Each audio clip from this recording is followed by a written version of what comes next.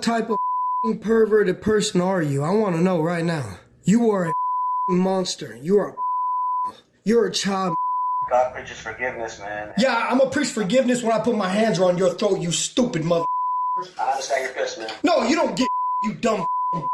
When parents learned their 13-year-old son had been having explicit conversations with a female on his phone, a brief intervention soon escalates into a disturbing investigation that horrifies everyone. As officers investigate the case, a series of shocking testimonies emerge, exposing this horrifying act that managed to remain hidden for so long. Well, his childhood is already gone, you know what I mean? Like, he's 13. It was after 11 p.m. on March 21, 2018, when 27-year-old Brittany Zamora called John, the father of a 13-year-old boy who just made a horrifying discovery on his son's phone. John speaks on 2 occasions that are a part of police records. From the instant the call begins, one of the speakers is emotionally volatile. The following footage has mostly never been seen before. Yes. What type of perverted person are you? I want to know right now. You are a monster. You're a child. Do you understand me? No. Why do you say that? Oh, see, I'm a lot smarter than you. I'm so much smarter than you. You do not understand how much smarter than you I am. I got you. I want you to know that now. I got you. Do me a favor. Do not call this number back again. The next time you'll hear from me will be in court. I am coming for you. Okay. Yeah, you have a wonderful evening, okay, you stupid. Can you explain to me? Can we meet, to talk about this? Is there something we can settle out, outside? Oh yeah, that's what we can do. So I can give you a chance to do it to some other kid. Yeah, that's exactly what we're gonna do. No, Ms. Zamora, do me a favor. Do not call me back again. Do you understand me? Make sure you tell your husband what's going on. He is right here. Can he talk to you? Oh yeah, put your husband on the phone. I'm more than happy to talk to that dumb mother too. Earlier that afternoon, Maria found some questionable messages on her stepson's phone through a tracking app. When she noticed the name of the person on those messages, she was horrified to discover it was none other than her son's 6th grade teacher, Brittany Zamora. Alarmed, she immediately informed her husband John. When John confronts Brittany, her husband Daniel rushes to her defense, utterly unaware of the devastating truth that lies beneath the surface. Hey, man. Hey, don't say hey, man, to me. You got a monster. If I was you, you stupid mother, I'd leave her. Man, listen. No, listen to me, you stupid mother. I'll cave your stupid head. Do you want to? I'd love to put my hands on. You're a stupid mother. You know that? You dumb mother. You dumb mother. Think about, God preaches forgiveness, man. Yeah, I'm gonna preach forgiveness when I put my hands around your throat, you stupid mother. I understand you're pissed, man. No, you don't get you dumb. Listen to me. I am not going to settle outside of court. There's not enough money you could possibly offer me to settle this. Get that through your head. Your woman is a monster. Hey, you want me to tell you the whole story? She had another 13-year-old in there watching the whole thing. She's a monster. Soon Daniel is going to face a rude shock, one that will impact not only him, but the entire community. So, man, look, this whole situation is crazy. I've never heard of anything like this in my entire life, and I'm sure as a parent, you gotta be livid, pissed, downright hurt. Stab this mother. You trust the system. You trust the system, and man, honestly, this sucks as a husband. As a husband, I am distraught, let down. I understand, and I'm sure as a husband, you know how this would do to you.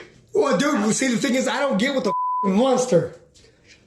I know, God, it's the worst for me. I'm pretty much throwing up. She's confided in me and told me just now all the truth, and it's man, I'm shaking. I mean. Well, explain to me what she's told you. As a man, I can't really. No, I want to know. You said she confided in you. Let me know what she told you so I can tell you she told you everything. Let me know if she told you everything. Grab some nuts and talk to me like a man. What the did she tell you she did to a 13-year-old boy? It's to be honest, it's more of just the messaging and. Oh, so she didn't tell you everything then? Oh man. I mean, I'm hearing it from you, sir. I'm hearing it from you. Well, you ain't gonna hear else from me. Not a thing. Despite the horrid details that John reveals to Daniel, he comes up with a proposition that only escalates matters. So what I'm asking you is if you could possibly, Brittany has been a great teacher for a long time. 5 years, she's done so much for so many students and raised so many people's lives from the ghetto. She's been to, parents' homes to talk to students. She's really done the tutoring program. She's done so much, and she made a huge mistake. The biggest mistake of anybody could ever make in the whole entire world. But she got invested in a very, very, very bright, smart, and great student, honestly, and a great person. And probably comes from y'all, honestly. And I get you. I get it, man. You probably don't even want to hear my voice. And I wouldn't want to hear my voice either. I'd like to hear your voice when I got my hands around your throat. Your wife decided to be a monster and prey on a child.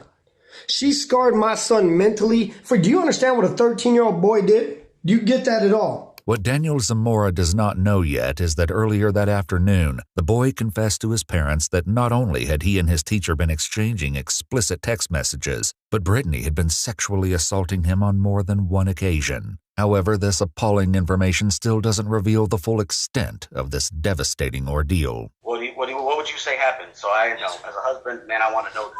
Bro, let me just tell you something. I'm not going to go any further because I need to make sure that you guys understand one thing, is that the lawyers will tell you everything that happened. But I'm trying to warn you, my man. What I'm trying to warn you, my man, is you don't get yourself involved, brother. Don't do that. Man, that's not what a real man would do. Well, then look, I'm just going to tell you right now. This is the last thing I'm going to tell you before I hang up on you. Don't waste your time calling me back right now. But what I am going to tell you is stay by her, bro. Do that.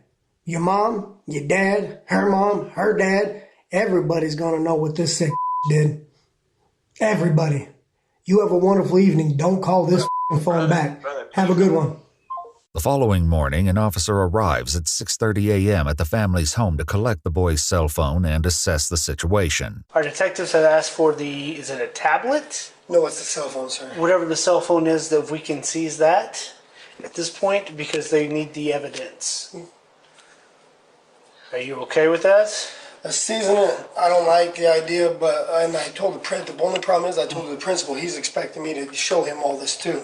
The criminal investigations obviously will be shared because he's the one that reported this to us. Yeah. So it'll all be shared with the principal. Before speaking with Brittany, John notified the school principal about the deeply disturbing secrets his son revealed. The principal immediately called police and put Brittany on administrative leave pending an investigation. But this is only the beginning. Police and the parents are yet to discover even more outraging information about this incident. It specifically happened at the school? Yes, in the classroom. Okay. There's nobody else around? I believe there might have been another boy, but I'm not 100% sure. Okay. But not doing it with her, just like a lookout. Okay. But I'm not 100% sure yet. How many times did this happen? I think it happened 3 times. Okay. Well, the problem is he's barely coming out with all the truth. You see what I'm saying? No, I know. Yeah. He's 13. I mean, he's probably scared right now. The testimony of this other boy who witnessed the crime will soon reveal chilling details that will leave the investigators stunned. As the officer asks more questions, John elaborates on the complaint he registered with the police department after receiving harassing calls from Brittany and Daniel, who pleaded with him not to make an official complaint about the incident. She called you several times, and you called them about harassment, correct? Yeah, but the thing is, she called that phone. She called from a restricted we got number. two missed calls from a restricted number to that phone, and another call that was when we called it back. It was a Circle K. Okay. But when we said hello, nobody responded. So that was on his phone. Okay. Then a few hours later, we got a call from an unknown number, and we didn't know if it was one of you guys or what. So he answered. It wasn't an unknown. It was a phone number, like you could visually see the phone number. Okay. According to the police report, during the phone calls, the Zamoras repeatedly suggested they meet up and settle this matter outside. This is sickening, dude. Well, the thing is, it's just like, what I don't understand is like, how big of a weirdo do you have to be to protect somebody like this? I get it. It makes no sense. It's just nasty, man. This is Yeah, like you said, you see these on national news all the time. And I say that's what I'm trying to keep out. Later that morning, 2 new officers meet with the parents and the principal, Timothy Dickey, at the school. As Maria begins by informing the officer about the discovery she made on her stepson's phone, none of them are aware of the horrifying revelations that are still to come. So I'm reading through the conversations, and I've done this before with other conversations of his as well. But this time I saw at the bottom that it had Mrs. Zamora Instagram profile. Okay. That's her name. And then what confirmed it is her first name was used in the conversation where either he wrote it or she wrote it. Okay. And they put last name. And so then the conversation just kept on. And it was like he was talking to a girl, like his girlfriend. Mm-hmm. So I showed my husband the conversation, and then when he came home, we talked to my son, and we told him, we need you to be completely honest right now. We already know the answer to everything we're going to ask, so we just need you to tell us the truth. Okay. So we showed him the conversation, and I said, who is this? Who are we talking to? And he said, my teacher. Okay. And so my husband just told him, Okay. have you done anything with your teacher? And he said, yes. He said yes. On confrontation, the boy revealed further disturbing details to his stepmother. He told us that when he asked for permission to stay after school to help with the talent show, to set up and make posters, he's doing good. It's the best he's ever done in school, so we are letting him do other things, like participate in sports. And so when he asked to stay after and help, we didn't see an issue with it. Right. He even brought home a permission slip to sign and everything. So we said, yeah, go ahead. If you need your help, stay. Okay. And he said that that's when it happened. Maria, the stepmother, begins to detail how she believes the teacher groomed her child. Approximately a month prior to when things went this far, there had been rumors circulating throughout the class that Brittany had been favoring the victim. However, while some students complained he was getting more attention than they were, others had an intuition that there was more to this behavior. In a later interview at the Southwest Family Advocacy Center, the victim's best friend and witness to these events sheds more light on the rumors that had been circulating. Much of this victim's interview will become crucial to the case. People start saying rumors, but they're actually true, obviously. One girl was saying a rumor about how probably got Ms. Moore pregnant.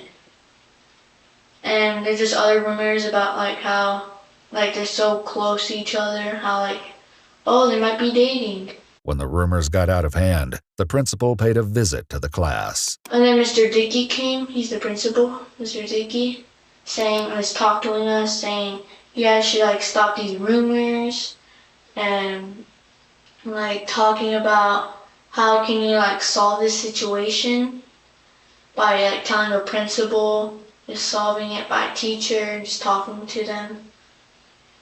Rumors, and then we wrote on a piece of paper how to solve that situation, those rumors, tell the principal and stuff.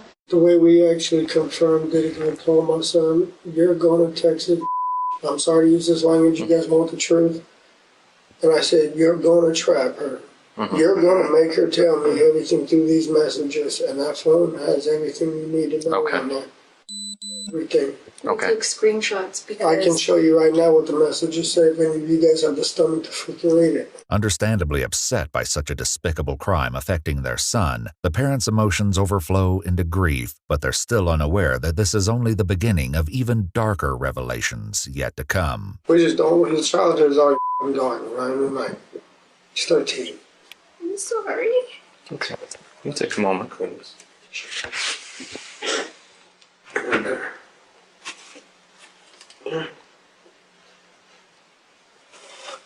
When Brittany heard about the interviews the principal conducted, she reportedly came into his office frantic and crying, telling the principal that the only things she cared about were her husband and her career. While Principal Dickey asked the victim to stop spending recess time with Brittany, he tried to look for more evidence at school. Is there any documented history between Brittany and the student? The following day, after the completion of this interview, Principal Dickey called the officers again to report that the substitute teacher appointed for Brittany's class had discovered some notes in a cupboard that Brittany and the victim had written to each other. With more distressing details revealed in these notes, police execute a search warrant issued on Brittany's house and vehicle. During this search, Daniel once again tries to defend his wife. You guys have no kids, right? Yes, sir. I wish now. Now I really do. Why do you wish you had kids now? Also, I can have, so I don't know all of what's going to happen right here, so let's have a little more pieces of her. Brittany has been an awesome teacher for a long time, one teacher of the year. Really? Straight A student, all through high school, college, a bachelor's degree, and a master's. When did she earn that teacher of the year? 2 years ago, I believe, at Littleton Elementary. She's impressive. She's been doing so many good things for so long. For the students in the school, she's been really invested. And that's probably the tribute to some of this. She's really been invested all in her career. With several statements pointing in Brittany's direction, police now turn to the victim and the witness to record the unsettling details they're about to share. After seeking consent from the parents, officials begin to interview the victim. I was texting my teacher on class craft because she made an announcement to the class that she was going to be at school, and for us to text her because she'll be bored. So she said to text her so she wouldn't be bored. And I said, "I'm Samara," and then she texted back, "Hi," and then we just started texting. I can't remember all we texted, but then she was like, "Would it be weird if I sent you a winky face?" I was like, "No, it's just a winky face, LOL." And then we kept texting, and I don't remember all we texted, but I was in my room, and she said, she's like, "I was bored." She said, "I'm bored." I said, "LOL, I am too." And then she said, "Come over," and I said, "On my way," and put the car, and I was like, "JK." And then we were talking about a school dance, and she said, "Are you gonna come?" And I was like, "I don't think so, I might though." And she's like, "Oh, Salty Bae," and she called herself Bae. And I was like, and I just brushed off. I was like, "LOL." Yeah, we would flirt a lot. And we would be at recess, and I would talk to her, and we would flirt at recess. And then our principal said that we couldn't do that. We couldn't talk at recess no more, that I needed to go hang out because other kids were getting jealous that I was talking to her and not them. And so I stopped talking to her at recess, and then I would just keep texting. I would text her. When does the flirting begin? The first time she flirted with me was a time where she said, "Well, would it be weird if you sent a winky face?" And she's like, "Come over, tell her school and everything." That's the first time she ever flirted with me. Do you remember if that happened before Christmas or after Christmas or something else? I just think it was before because she said that it would suck for Christmas break because she wouldn't be able to see me. So it was before, definitely. The victim continues to describe how things escalated from there when he snuck out from his grandparents' home to meet with Brittany one night, and it was far more disturbing than anyone ever predicted. Hey, it's Laura.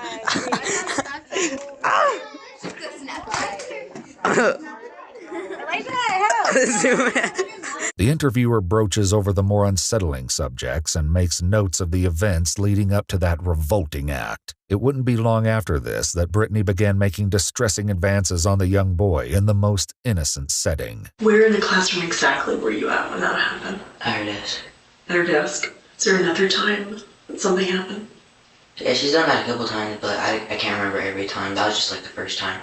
As the 11-year-old witness begins his interview, it is tragically obvious that given his age, he does not understand everything that he has witnessed. I was one of the witnesses, or one of the people that saw Ms. Zamora and my friend. One night, I wasn't there though, told me that, because he was at his grandparents' house, and he snuck out at 12 or 11, and he went in the car 3 weeks ago or a month ago.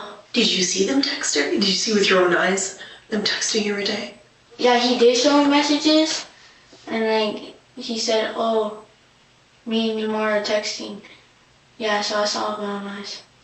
So tell me everything about the messages. What did they say? They were just flirting. So what do you mean they were flirting? Like, they're texting dirty stuff. Like on Instagram, they text dirty stuff. And then every day, Ms. Moore and messages, so like no one will catch them texting because isn't supposed to text Ms. Moore. So, and then when her mom that he'd been texting and texting Ms. Moore in class graph, he said, oh, you should not be texting, but then now they started texting on Instagram. Back in the interview with the victim, the boy says something so unbelievably harrowing that the interviewer is left almost speechless. She'd be like, okay, class, time for CNN 10, get your snacks out and like go find a place to sit down. And then I wouldn't really ever bring a snack. I would just like go up there and I would press play and I would like put my hand behind the chair and that's when I would do that. And then she would like stand behind me.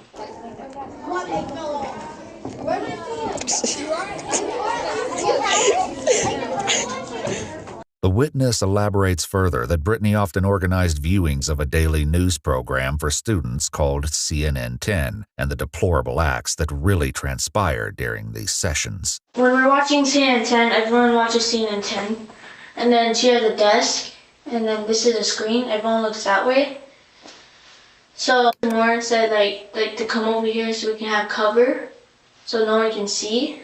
Is there a time that, did you ever look? Look, no. Okay. Because they told me like not to look. Okay. Did that happen one time or more than one time? More than one time. Like every day, like at 2:40, we do CNN 10. And like not every day because people want to do CNN 10 and like touch the computer and like pause it and stuff. But most of the time, you do it, yeah. As the interview continues, the victim shares more about the beginning of this awful act and how it affected his friendship with the witness. So was that this school year or a different school year? This school year. This school year. This is the first time I went to this school. So tell me about the friend that knew. I told him. But he was like mad because I was like talking to her. He's like, bro, do you like her? I was like, no. He's like, bro, tell me the truth. And he's like mad. He's like, bro, you're not a good friend. And then I like told him. And then he was like, alright, I won't tell nobody. But when like that happened, like turn around. And then he said, and then when we were walking back to his house, he's like, bro, can I tell you something? I was like, sure. He's like, you promise not to get mad? I was like, yeah. He's like, I was watching. I was like, well, I wouldn't get mad. I just told you not to look. When this happened, where exactly were you at? In the corner. In the corner of? The room. Of your schoolroom? Mm-hmm. Or was it a different room? No, or? it was our classroom. It's your classroom. And where was everybody? They were all gone. In a revelation that distresses everyone, the victim discloses that Brittany had been using the witness as a lookout. Tell me what her dress looked like. I can't remember that time. But the second time, I remember it was black. The second time? Was that the time in the car? Or do you mean? No, that was the first time was the time in the car. And then, like, actually, I'm sorry, I messed up. That was the third time. The first time was the time in the car, then it was that talent show, and the second one was the second day of the talent show. But these nauseating actions weren't only limited to school. Brittany often engaged in more abhorrent behavior outside. How did she send that to you? Like, what was the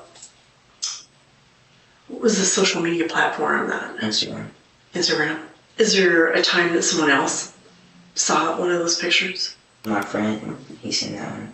And what friend? He's been my best friend since 3rd grade. What school does he go to? Legacy.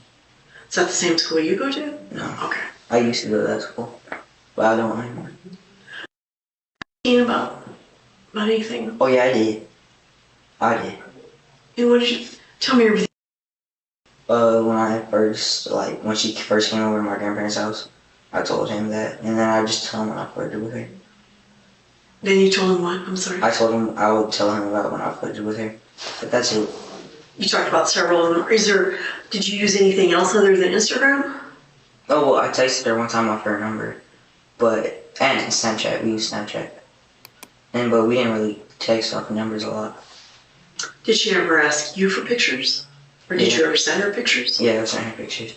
The witness also volunteers some details which, sadly, reveal that he was also subjected to a similar incident where Brittany had shown him explicit images in her phone. Both the boys had also observed Brittany's concerns about anyone finding out about this arrangement. I told my friend, and then I told her that I told him. And then she said she was like mad for a little bit, but then like she got over it. So how do you know she was mad? Cause she's like, that's messed up. That's what she said, and she was like mad at me, but I didn't really care. Ms. Zamora, like, found out that I knew, like, a lot about them. Like, Ms. Zamora said, what about if we get caught? Like, I can go to jail. And, like, what about if, or, like, tells anyone? We'll get in deep trouble. As the interviews come to a close, both the boys have poignant things to say, summarizing their feelings about the entire situation. My stomach just hurts. Like, I don't feel good. I feel like I'm sick. It's, like, weird how a 27-year-old can, like, love a 13-year-old and do stuff. It's just crazy. She's not a good person. Makes me sad and mad. Mad because she's, like, a bad, like, influence, bad person. She deserves to be in jail. Makes me sad because she was my 6th grade teacher. On the same day, the parents were interviewed at the school, and John placed a one-party consent call to Brittany Zamora in the presence of 2 police officers. During this call, they don't know yet that Daniel is frantically texting her, leaving notes on what to say to the investigators. Some of these messages said, cry, seem helpless, be apologetic a ton, and don't admit to any relationship because we both know there isn't one and nothing happened. Just stupid fantasy that went too far. Brittany again asked to settle the matter outside of court. A short time after the incriminating call ended, Brittany Zamora left her home, was intercepted by police, and taken into custody. As I said before, this officer has a body cam on him as well, so just to make you feel more comfortable, even though... Hey, Brittany, come on over here. Yeah. Did you double lock? I didn't. I actually wore my shoes. Okay. Brittany, I'm going to turn your wrist in here, okay? No, we just want to make sure they don't pinch you. Okay. She agrees to a brief interview with a detective, her typical outgoing personality now replaced with a timid mask. So, I wanted you to explain, how this came to happen. Can I have an attorney? You can. Is that what you want? Why? All right. I just don't know if I go probably. That's fine. Will I be going home today? No. So will I be in jail? Do these type of things happen in public? They don't have to be made public, but you've kind of been in the school industry long enough to know that when something happens at a school, letters end up having to go out and people ask questions. Well, hypothetically speaking, what is a typical, consequence? I don't know. It varies. I can't give you. I know. I can't give you a black and white answer to that. They take a lot of things into consideration. I never did anything. So. I'm sorry. That's okay. What are the next steps? The next step is basically you do go to jail Great. tonight. I submit some paperwork. I'm little. They're gonna tear me apart. Well, if you have problems with somebody, you can voice that to somebody. Okay. The reality of the consequences she's about to face begins to finally settle in. I am the best husband in the world. Okay. Well, what's that? On July 12, 2019, Zamora entered a guilty plea to a Class 2 felony of sexual conduct with a minor, a Class 3 felony of attempted molestation of a child, and a Class 5 felony of public sexual indecency. She was sentenced to 20 years in the Department of Corrections in Arizona State Prison. She will be registered as a sex offender upon release and be on probation for the rest of her life. She also filed for divorce from Daniel while in jail.